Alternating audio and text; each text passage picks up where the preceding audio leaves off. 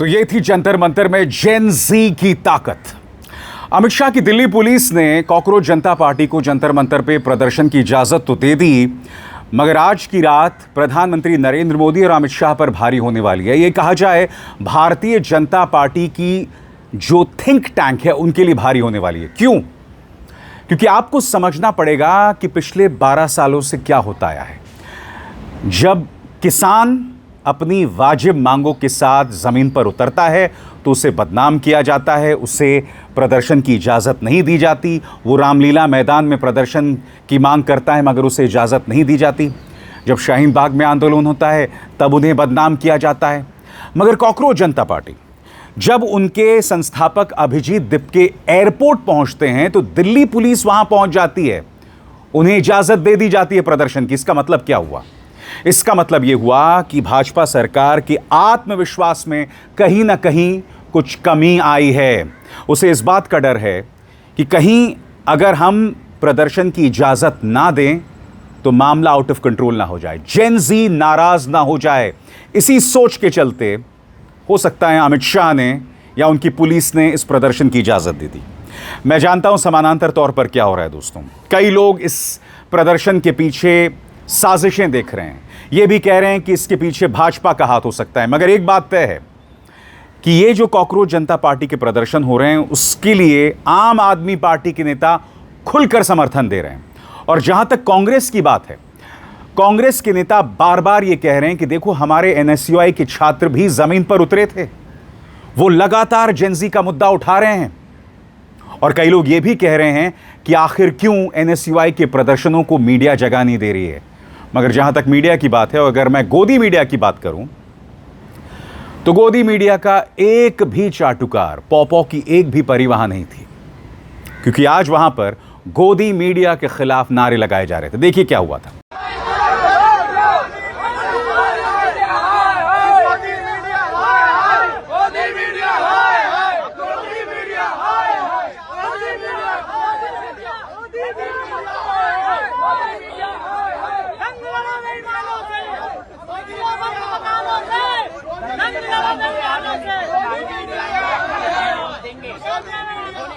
और बात वहां नहीं रुकी, कुछ गोदी यूट्यूबर्स भी पहुंचे हुए थे। ये वो यूट्यूबर्स हैं दोस्तों जो अक्सर अपने मंच के जरिए जहर उगलते हैं, अनर्गल बातें करते हैं, हम जैसे पत्रकारों को भी गाली देते हैं।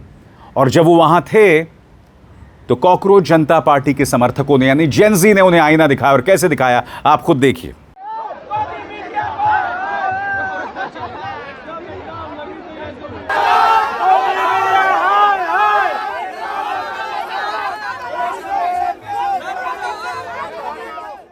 मगर आज जो लोग वहां इकट्ठे हुए, मांग एक थी कि शिक्षा मंत्री धर्मेंद्र प्रधान अपने पद से इस्तीफा दें। और पहुंचने से पहले, जी हां, अभिजीत दिपके के वहां पहुंचने से पहले ही दुष्प्रचार शुरू हो गया था। मैं आपको बताना चाहता हूं दोस्तों, ये दो गोदी मीडिया के अव्वल दर्जे के वाहियात पत्रकार हैं। सबसे पहले एनडीटीवी का ये पत्रकार कह रहा है, सूत्रों के मुताबिक दिल्ली पहुंचने के बाद कॉकरोच जनता पार्टी के संस्थापक अभिजीत दिपके एयरपोर्ट पर काफी देर तक जीएमआर के अधिकारियों से बहस करते रहे। अभिजीत दिपके वीआईपी ट्रीटमेंट मांग रहे थे, गाड़ी अंदर लाने की डिमांड की। जब तक गाड़ी अंदर नहीं आई तब तक अभिजीत दिपके बाहर नहीं निकले। दोस्तों, इस बात का कोई विश्वास नहीं करेगा। सबसे बड़ी बात, ऐसा सुख उसी को मिल सकता है जो भाजपा के करीब है। तो ये जो दावा किया जा रहा है निहायत ही वाहियात दावा है, मगर एनडीटीवी के पत्रकार से आप और क्या उम्मीद करेंगे। इसके अलावा एक और वाहियात पत्रकार है, क्या बोल रहा है। सूत्र, कॉकरोच जनता पार्टी के संस्थापक का पहला फोन कॉल वृंदा करात को। बड़ी खबर, सूत्रों के मुताबिक कॉकरोच जनता पार्टी के संस्थापक अभिजीत दिपके ने दिल्ली पहुंचते ही पहला फोन कॉल सीपीएम की वृंदा करात को किया। और यहां पर यह वाहियात और गालीबाज पत्रकार बता रहा है कि इस आंदोलन के पीछे वामपंथियों का हाथ हो सकता है। कॉकरोच जनता पार्टी ने इन दोनों ही खबरों को गलत साबित किया है और कहा है ये फेक न्यूज़ है। जहां तक अभिजीत दिपके के बाहर निकलने की बात थी, उन्होंने खुद मंच पर आकर बताया कि काफी देर तक उन्हें बाहर नहीं निकलने दिया जा रहा था। सुना जाए उन्होंने क्या कहा। बाहर भी नहीं निकलने दिया। बैठ जाओ ना, बैठ जाओ यार। बाहर निकलो।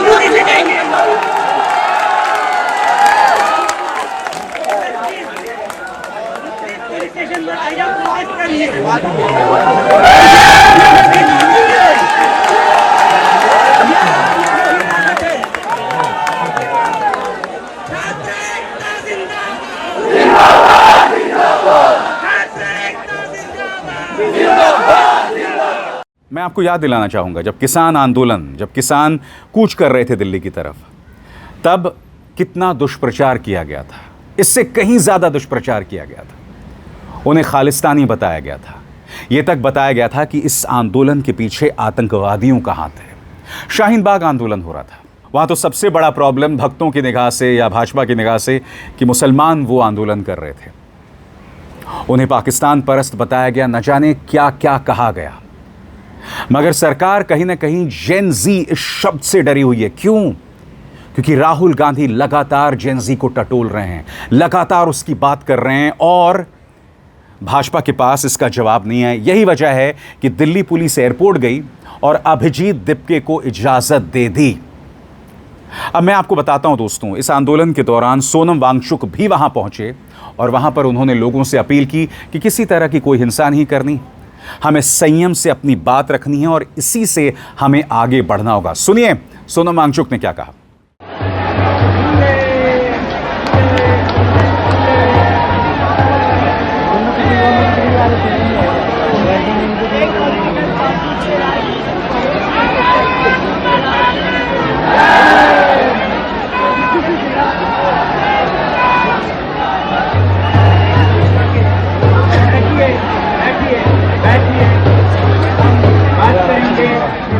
और अब एक जरूरी संदेश, सच के इस सफर में मेरा साथी बनिए, मेरा चैनल ज्वाइन कीजिए और इनमें से एक विकल्प, एक ऑप्शन चुनिए। शुक्रिया। सबसे बड़ी बात दोस्तों, जैसे कि आप देख सकते हैं, गोदी मीडिया ने इस प्रदर्शन का पूरी तरह से बॉयकॉट कर दिया। न्यूज एजेंसी ANI ने भी बहुत ज्यादा इसमें नहीं दिखाया। जब तक मैं इस कार्यक्रम को रिकॉर्ड कर रहा हूं, ANI ने कोई बहुत ज्यादा वीडियोस नहीं भेजे हैं। तो साफ तौर पर एक फरमान यहां पर जारी किया गया है, क्योंकि जेन जी वर्ड भाजपा की निगाह से एक बहुत ही गंदा शब्द है। यही वजह है। और मैं आपको बतलाना चाहता हूं कि इस प्रदर्शन को सैबोटेज करने के लिए कुछ हिंदुत्ववादी संगठन भी वहां पहुंचे और उन्होंने जय श्री राम के नारे लगाए। दिल्ली पुलिस ने उन्हें जो है अलग कर दिया। By the way, Delhi police ने पूरा समर्थन दिया था इस प्रोटेस्ट के लिए। मगर सबसे पहले देखिए दिल्ली पुलिस किस तरह से उन लोगों को ले जा रही है जो जय श्री राम के नारे लगा रहे थे और कहीं ना कहीं इस प्रोटेस्ट में व्यवधान पैदा करने की कोशिश कर रहे थे। देखा जाए।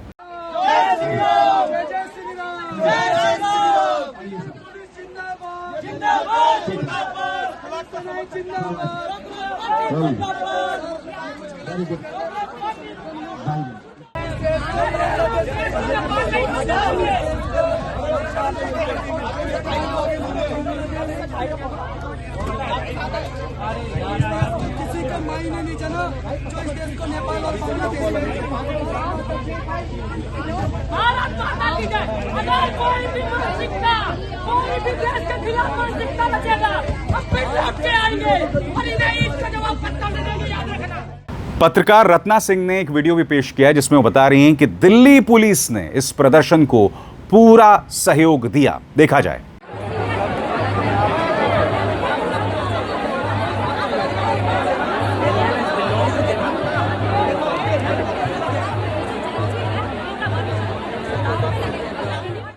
सबसे बड़ी बात दोस्तों, इस प्रदर्शन को लेकर खुलकर आम आदमी पार्टी के जो नेता हैं उसका समर्थन कर रहे थे और कांग्रेस के नेता ये कह रहे थे कि भाई जेन जी के लिए राहुल गांधी लगातार मैदान में है, NSUI लगातार प्रदर्शन कर रहा है। अब मैं आपको बताता हूं, अनुराग ढांडा जो कि इनके प्रवक्ता हैं वो कह रहे हैं देश के युवाओं का ये गुस्सा आपको टेलीविजन पर कहीं नहीं दिखेगा क्योंकि देश का मीडिया इस समय राजा के साथ है, प्रजा के साथ नहीं।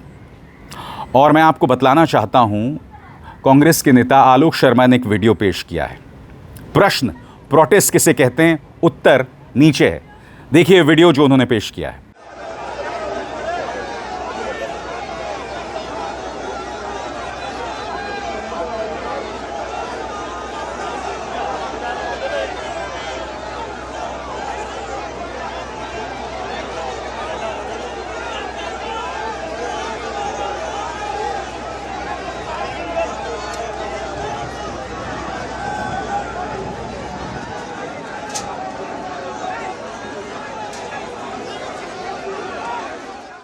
सुप्रिया श्रीनेत ने बाकायदा अपने पूरे स्क्रीन पर देखिए प्रोटेस्ट का एक कोलाज पेश किया है, यानी कि किस तरह से लगातार कांग्रेस जो है वो युवाओं के लिए, जेन-ज़ी के लिए मैदान में है। और क्या कह रही हैं सुप्रिया श्रीनेत, गौर फरमाइए।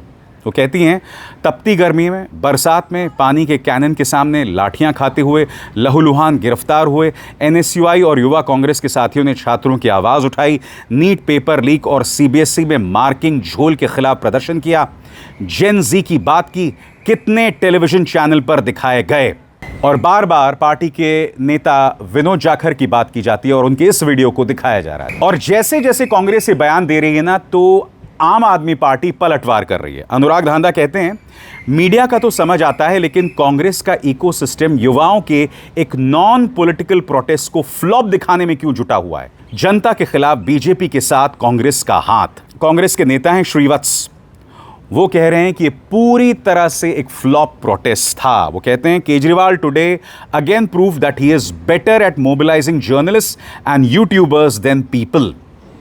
दोस्तों, पीक टेलीविजन पर जो पत्रकार हैं वो यहां पर कह रहे हैं कि कम से कम 1000 से 1200 लोग वहां इकट्ठा हुए।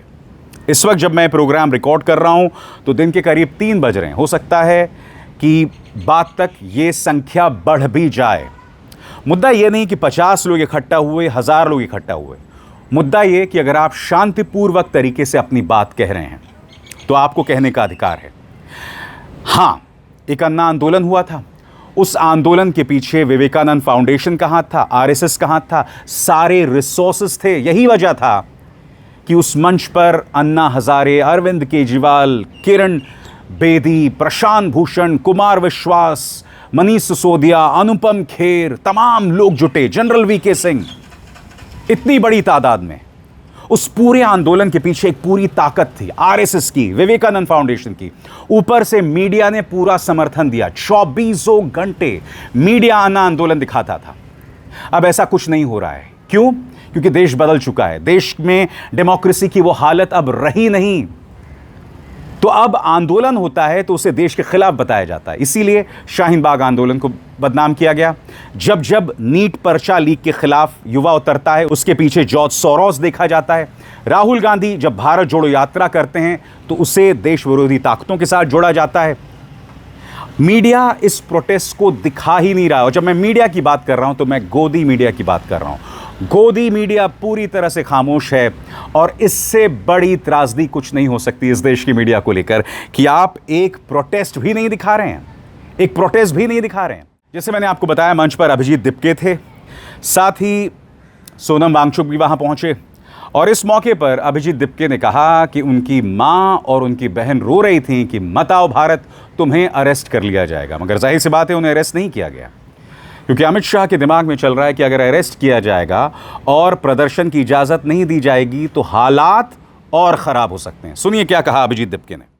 यूएसए के लिए, अमेरिका के लिए निकल रहा था। उस दिन मेरी माँ रो रही थी थोड़ा कि मेरा बेटा जा रहा है, मेरे साथ कौन रहेगा। मैं समझ सकता था वो बात, लेकिन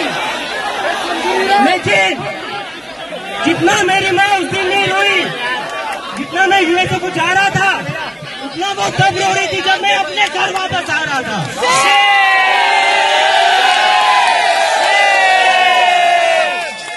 पिछले 2-3 दिन से मेरी माँ और मेरी सिस्टर रो रहे थे कि तू वापस चला जाएगा तो तुझे ये लोग अंदर डाल देंगे।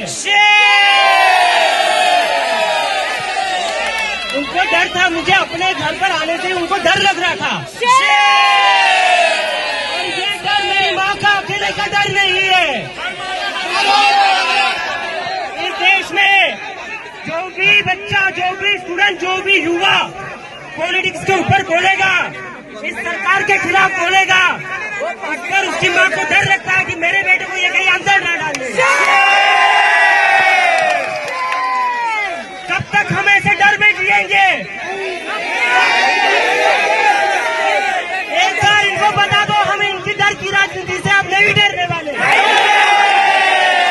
डरेंगे, नहीं डरेंगे, नहीं डरेंगे, नहीं डरेंगे, नहीं डरेंगे, नहीं डरेंगे, नहीं डरेंगे। तुम्हारी राजनीति से हम नहीं डरेंगे, नहीं डरेंगे, नहीं डरेंगे। धर्म की राजनीति बंद करो, बंद करो, बंद करो। हिंदू मुसलमान की राजनीति बंद करो।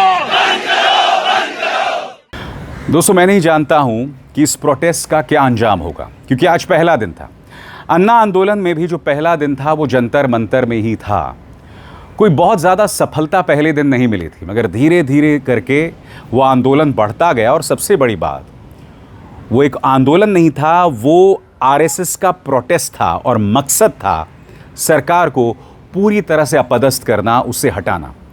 इस बार जो कॉकरोच जनता पार्टी का प्रदर्शन है, आगे जाके क्या होता है, जाहिर सी बात है हम उसकी भविष्यवाणी नहीं कर सकते, मगर इसका मकसद ये है कि शिक्षा मंत्री धर्मेंद्र प्रधान अपने पद से इस्तीफा दें और जेनजी से जुड़े मुद्दे जिसको लेकर ये सरकार पूरी तरह से बेपरवाह है, उसे इस सरकार के ध्यान में लाया जाए। मैं बार बार कह रहा हूं, आप में से कई लोग मुझसे कहते हैं कि आप खुद को कॉकरोच क्यों नहीं कहते हैं, क्योंकि कई यूट्यूबर्स, कई इन्फ्लुएंसर्स कहते हैं मैं भी कॉकरोच। पहली बात, मैं एक पत्रकार हूं दोस्तों, मैं एक इंसान के तौर पर, एक पत्रकार के तौर पर ये मुद्दे उठाता रहा हूं। मैं हर खबर आपके सामने लाता हूं। इस मंच पर मैं कभी भी ऐसी कोई खबर नहीं लाऊंगा जिसका मकसद समाज को बांटना हो, ऐसी कोई खबर नहीं लाऊंगा। कॉकरोच जनता पार्टी को पूरा अधिकार है इस लोकतंत्र में प्रदर्शन करने का, जैसा कि किसानों को है, जैसा कि शाहीन बाग को है, और जैसा कि इस देश के हर नागरिक को, जैसा कि सोनम वांगचुक को है। मगर हो क्या गया है दोस्तों, अब हालात बदल गए हैं। पहले जब अन्ना आंदोलन हो रहा था तब लोग अपने परिवार के साथ वहां आते थे, तब उन्हें देशद्रोही नहीं बताया जाता था। अब वही लोग जो प्रदर्शन करते हैं उन्हें देशद्रोही बताते हैं। बदल ये गया है। अब देखना यह है कि 20 तारीख को क्या होता है। 20 तारीख को मंत्रिमंडल का विस्तार होने वाला है। अगर धर्मेंद्र प्रधान बने रहेंगे तो इसका मतलब कहीं ना कहीं प्रधानमंत्री नरेंद्र मोदी जेन जी को ठेंगा दिखा रहे हैं कि मुझे कोई परवाह नहीं है। मगर अगर उन्हें इधर उधर कर दिया जाए तो ये राहुल गांधी से लेकर कॉकरोच जनता पार्टी जो है वो अपनी जीत का दावा कर सकेंगे। सबसे बड़ी बात, मेरा हमेशा से मानना है कि जो लोग सवालों से भागते हैं ना, उन्हें और कड़ाई से सवाल किए जाने चाहिए और कठोरता से सवाल किया जाना चाहिए। जो लोग प्रेस कॉन्फ्रेंसेस नहीं करते हैं उन्हें पुरजोर तरीके से घेरना चाहिए, लोकतांत्रिक तौर पर, पत्रकार के तौर पर, क्योंकि हमें एक्सपोज करना पड़ेगा इनकी कायरता को। और इनकी कायरता है सवालों से भागना है। इनकी कायरता है कि जो इनसे सवाल करते हैं उन्हें George Soros agent, anti national, Pakistani, इन तमाम शब्दों से वो लोग नवाजते हैं। हमें ऐसे लोगों को एक्सपोज करना है और लगातार करना है, बार बार करना है। मगर हमें देखना है दोस्तों कि यह आंदोलन कहां जाएगा, क्योंकि इसमें दो राय नहीं है कि आम आदमी पार्टी इस आंदोलन को समर्थन दे रही है। आप सौरभ भारद्वाज का स्टेटमेंट देखिए, इसमें वो समर्थन दे रहे हैं। कांग्रेस का कोई नेता, मेरे ख्याल से अगर आप योगेंद्र यादव जो कि कांग्रेस समर्थक हैं उन्हें छोड़ दें तो वो इसे अपना समर्थन दे रहे हैं। प्रशांत भूषण किसी पार्टी से जुड़े नहीं हुए हैं, वो भी अपना समर्थन दे रहे हैं। कई यूट्यूब पर मैं पत्रकारों को देख रहा हूं, वो इस तरह से बात कर रहे हैं मानो वो कॉकरोच जनता पार्टी के समर्थक सदस्य हैं। मुझे प्रॉब्लम ये है, यहां पर आप जब एक खबर को कवर करें तो एक पत्रकार के तौर पर कवर करें। हां, अगर कोई इमोशनल मुद्दा है तो कई बार आप उस कॉज से जुड़ जाते हैं, आप इमोशनली बात करते हैं। मगर यह कहना कि मैं भी कॉकरोच, ये बहुत ही अजीब व गरीब लगता है। जो लोग भी कह रहे हैं, हो सकता है कि उनका मकसद है कि भाई कॉकरोच जनता पार्टी से जो करीब 2 करोड़ लोग जुड़ चुके हैं वो समर्थक उनके पाले में भी आ जाएं। ये सोच उनकी काम करती है। यही वजह है कि वो खुद को भी कॉकरोच बताते हैं। मगर मैं आपको इमोशनली ब्लैकमेल नहीं करूंगा, मैं आपसे बात करूंगा एक पत्रकार के तौर पर। सबसे बड़ी बात, मैं देख चुका हूं 2011-12 में क्या हुआ था। अन्ना आंदोलन, बड़ी बड़ी बातें की गई थी। कहा गया था इस आंदोलन का मकसद है देश से करप्शन हटाना। मगर जैसे ही 2014 आया, अन्ना गायब हो गए। उस आंदोलन से जुड़े हर शख्स को कोई ना कोई राजनीतिक फायदा हुआ। कोई मुख्यमंत्री बन गया, कोई मंत्री बन गया, कोई भाजपा में और ज्यादा प्रिय हो गया, कोई गवर्नर बन गया। यह सब हो रहा था दोस्तों। अन्ना गायब हो गए, लोकपाल कहां है? और भ्रष्टाचार, पिछले 12 सालों में जो भ्रष्टाचार इस देश में हो रहा है ना, उसने तमाम रिकॉर्ड्स तोड़ दिए हैं। फर्क यह है कि अब मीडिया उन खबरों की चर्चा नहीं करता है। मगर 2014 से पहले जब मीडिया की रीढ़ थी तब वो सवाल किया करता था। आज मैं इतना ही कहना चाहता हूं, जो लोग आंदोलन कर रहे हैं, कि मेरी पूरी शुभकामनाएं आपको। इस देश ने सत्याग्रह का रास्ता प्रशस्त किया है। सत्याग्रह के दामन को मत छोड़िए, अहिंसात्मक प्रदर्शन को मत छोड़िए। अराजकता तो मचाने का सवाल ही नहीं पैदा होता। आपके एक एक शब्द पर गोदी मीडिया की निगाह होगी। आपने कुछ गलत कहा तो आपको बदनाम किया जाएगा। यह इनकी सोच है, यही इनकी घटिया सोच है। और इसी घटिया सोच से मैं पिछले 10 सालों से लड़ रहा हूं और अब भी लड़ता रहूंगा। अब अकेला हूं पिछले 8 सालों से, 2018 से अपने मंच पर, मगर पुरजोर तरीके से रख रहा हूं। मुझे इस बात की परवाह नहीं है कि गौतम अडानी मेरे खिलाफ क्रिमिनल डेफेमेशन केस कर देते हैं, या हेमंत बिस्व शर्मा मेरे खिलाफ देशद्रोह का केस कर देते हैं, या गौरव भाटिया बगैर पजामा के बैठते हैं और जब मैं वो कार्यक्रम अपने मंच पर करता हूं तो मेरे ही खिलाफ केस कर दिया जाता है और वो मामला जो है अभी भी अदालत में चल रहा है। मुझे इस बात की परवाह नहीं है। मैं आपके मुद्दे उठाता रहूंगा, मगर हां, खबर के पीछे की जो खबर है, जो परतें हैं, वो भी मैं आप तक लाता रहूंगा। ये मेरा वादा है। अभिसार शर्मा को दीजिए इजाजत। नमस्कार।